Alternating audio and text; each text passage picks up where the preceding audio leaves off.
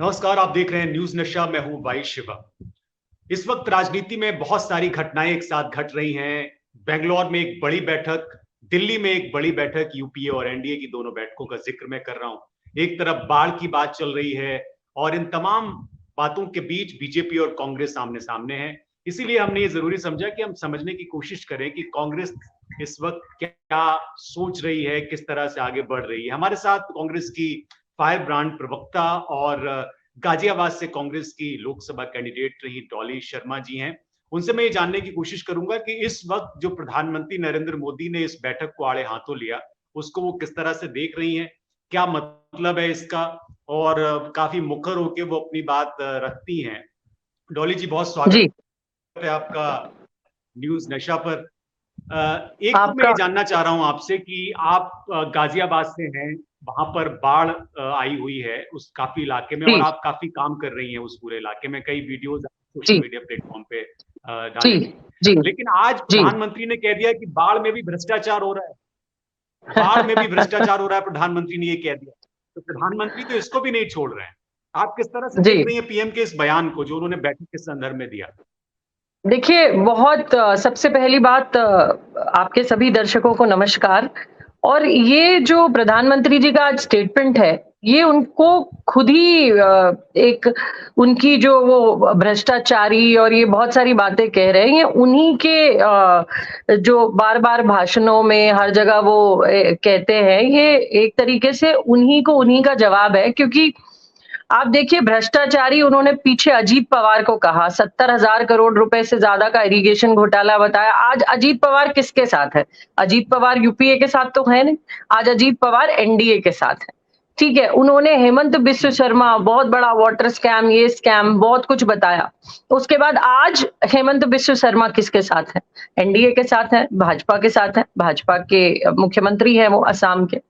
उसके अलावा मेरे पास बहुत सारे नाम हैं, नारायण राणे, शुभेंदु अधिकारी, बीएस येदियुरप्पा, प्रवीण डेरेकर, हार्दिक पटेल, मुकुल राय, जितेंद्र तिवारी, और ये लिस्ट बहुत लंबी है।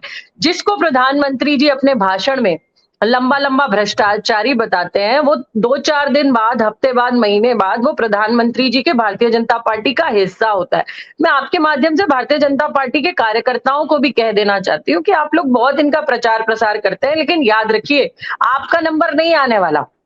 क्योंकि जहां-जहां आप लोगों की मेहनत के बाद आपको बैठना है, वहां ये दूसरी पार्टियों के नेताओं को लाकर बिठा दे रहे हैं, आपका नंबर कब आएगा?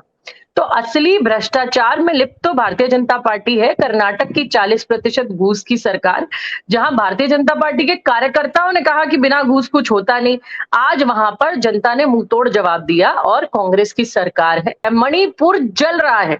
आज बाढ़ की बात वो दिल्ली में और हर जगह करते हैं, तो लोनी गाजियाबाद का हिस्सा है, उत्तर प्रदेश का हिस्सा है, और उत्तर प्रदेश में किसकी सरकार है? वो भाजपा की सरकार है। हिमाचल में बाढ़ आ रही है, हिमाचल में जगह-जगह लोग परेशान हैं, लेकिन हिमाचल के मुख्यमंत्री सुखविंदर सिंह सुक्खू जगह-जगह बाढ़ ग्रसित क्षेत्रों में जा रहे हैं, स्कूली बच्चों से बात कर रहे हैं, वहां दुकानदारों से बात कर रहे हैं, जिनके घर टूटे हैं, मकान टूटे, उनसे बात कर रहे हैं, महिलाओं से बात कर, और बहुत बड़ी बात जो उन्होंने घोषणा की, उन्होंने नियम तक बदल दिए वहां के लोगों को राहत देने के लिए। जो सेंट्रल गवर्नमेंट की और हिमाचल प्रदेश सरकार की पहले स्कीम हुआ करती थी, उसमें 10,000 रुपए का मुआवजा या 10,000 रुपए की राहत दी जाती थी। आज सुखविंदर सुक्खू जी ने, हिमाचल प्रदेश के मुख्यमंत्री जी ने, उस राहत को 1 लाख रुपए तक कर दिया। और उसके बाद उन्होंने कहा कि जिनके घर बिल्कुल खराब हो गए हैं, बिल्कुल रहने की हालत में नहीं है, उनका हम जायजा करके उनको उचित मुआवजा देंगे। तो देखिए, काम डिलीवरी इसको कहते हैं, जो व्यक्ति आपके बुरे समय में खड़ा हो। हमने तो लोनी गाजियाबाद में नहीं देखा योगी आदित्यनाथ जी को, और तो और छोड़िए, हवाई दौरे से सांसद महोदय घूम रहे थे, ठीक है, और वो वहां हवाई जहाज से गाजियाबाद देख रहे थे, दिल्ली से गाजियाबाद नहीं आया। जब कांग्रेस पार्टी के नेताओं ने, आप कार्यकर्ताओं ने डॉली जी, वहां राहत आप इस पहुंचानी शुरू की। डॉली जी आप डॉली जी, आप इस पॉलिटिक्स को किस तरह से देख रही हैं? क्योंकि मैं देख रहा हूं कि पहली बार ऐसा हुआ है कि बाढ़ को लेकर भी पॉलिटिक्स हो रही है। आम आदमी पार्टी और बीजेपी के बीच पॉलिटिक्स चल रही है। आपने आज प्रधानमंत्री को भी देख लिया, आपने उसको ट्वीट भी किया है, प्रधानमंत्री भी बाढ़ घोटाला कह रहे हैं। मुझे नहीं याद जी। आता कि इतनी पॉलिटिक्स बाढ़ को लेकर हो रही हो, और तब जब राजधानी का एक बड़ा हिस्सा बाढ़ प्रभावित हो। इसको आप क्या देख रही है कि कोई बदहवासी का आलम है या कोई और बात है जिसको बीजेपी नहीं, एक ये अलग इनकी तरीके से ये सीधी और साफ बौखलाहट है, क्योंकि प्रधानमंत्री जी देश के सबसे बड़े पद पर बैठे हैं, प्रधानमंत्री हैं देश के। दिल्ली में बाढ़ आ रही है, देश के न जाने कितने इलाकों में बाढ़ आई हुई है। सिर्फ मुख्यमंत्रियों की तो जिम्मेदारी नहीं है, प्रधानमंत्री जी की क्या जिम्मेदारी है? मणिपुर 3 महीने से जल रहा है, 150 से ज्यादा लोगों की मौत हो चुकी है।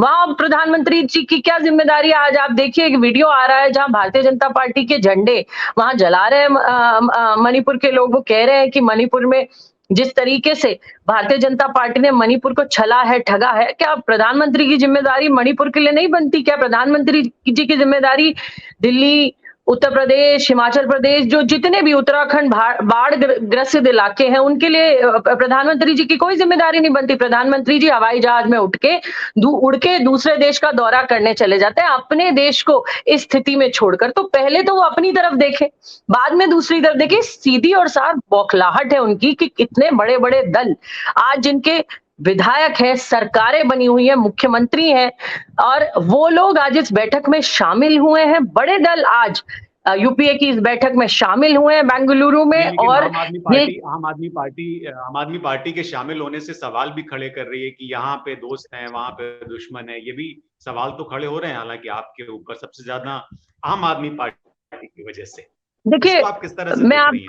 आज देश में सबसे बड़ी जो जिम्मेदारी देश के हर राजनीतिक दल की बनती है, वो देश के लोकतंत्र को बचाने की बनती। जहां लोकतंत्र से खिलवाड़ होता है। राहुल गांधी जी ने सवाल पूछा कि अडानी घोटाले पर, उन्होंने पूछा कि भाई 20,000 करोड़ रुपया किसका है? वो संसद में उन्होंने किसानों के शहादत पर शोक व्यक्त किया। वहां ये लोगों ने कोई राहुल गांधी जी की शोक, किसानों के लिए शोक व्यक्त करने की इन लोगों ने, भाजपा के सांसदों ने जरूरत नहीं समझी।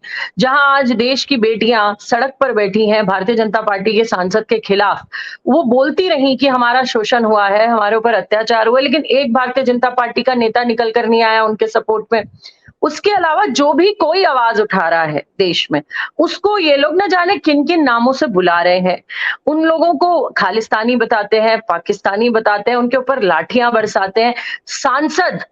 वो सांसद जिसको पुलिस की चार्जशीट ने, दिल्ली पुलिस की चार्जशीट ने जिसको दोषी बताया है, जिसको बताया कि शोषण किया है, वो तो संसद में रह सकता है। बेटियों को परेशान करने वाला व्यक्ति तो संसद में रह सकता है, जो बेटियां देश के लिए मेडल लाती हैं, नाम लाती हैं।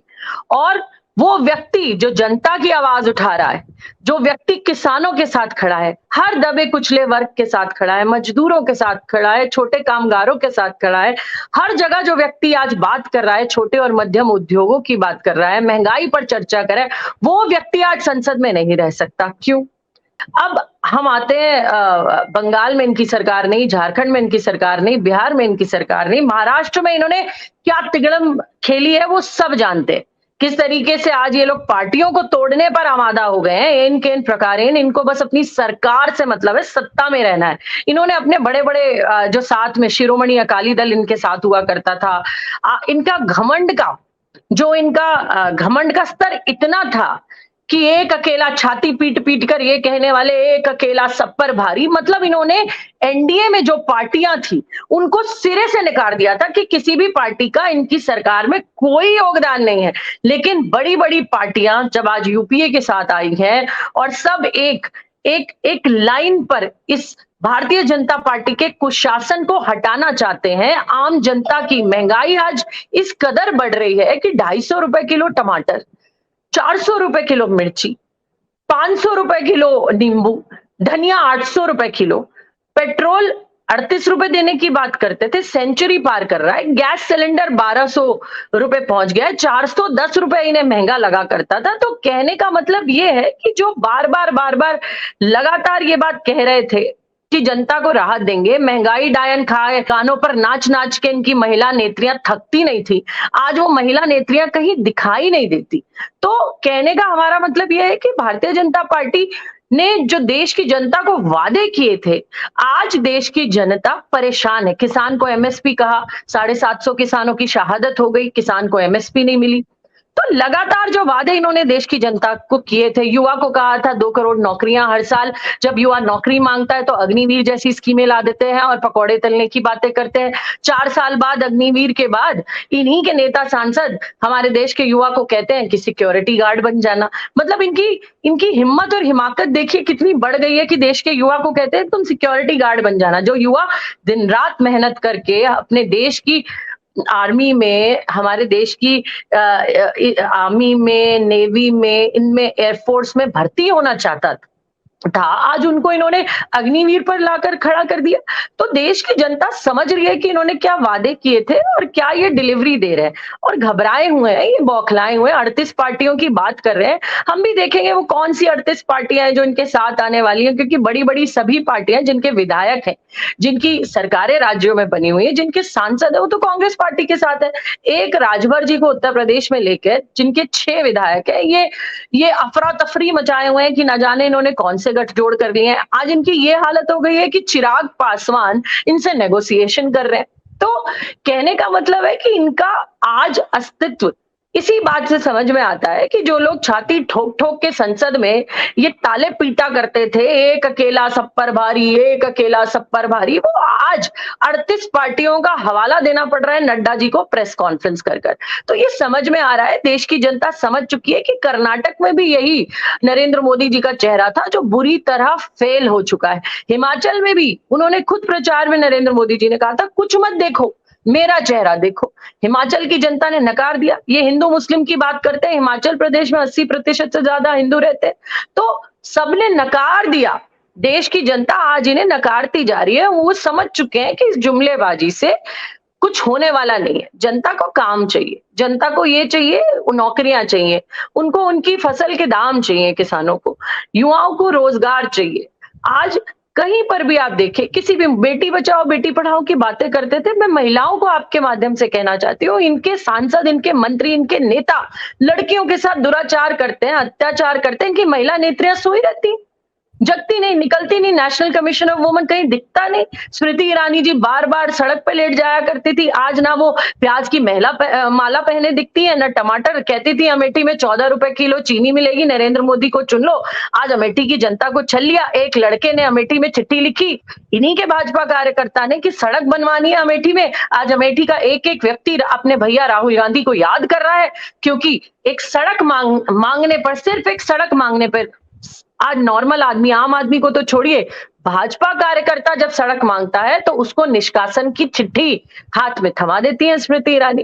तो ये आज भारतीय जनता पार्टी का चाल चरित्र और चेहरा है जो देश की जनता समझ रही है। और गठबंधन, यूपीए का गठबंधन बड़ा मजबूत है, बड़ी बड़ी पार्टियां कांग्रेस पार्टी के साथ आ रही है, और 2024 का चुनाव बड़ा रोचक होगा। और ये सभी दल मिलकर, क्योंकि 400 से ऊपर सीटें ऐसी हैं कि जहां ये सब दल मिलकर अगर लड़ेंगे यूपीए के साथ, ये सारे यूपीए अच्छे से अगर हमारी ये सभी दल एक निर्णय पर आकर और पार्टियां लड़ेंगी, तो भारतीय जनता पार्टी का नामो निशान नहीं दिखेगा।